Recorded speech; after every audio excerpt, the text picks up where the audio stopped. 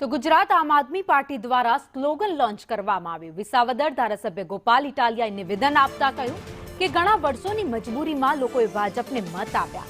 ભાજપને હવા આવી ગઈ છે, આ બધું અમારું છે, જરૂર પડે એ જમીન પર બુલડોઝર ફેરવી દે છે। ખેડૂત યુવાનો માટે કેમ્પેન લોન્ચ કરાયું છે। આ નારો ગુજરાતના જન જન સુધી પહોંચાડવામાં આવશે।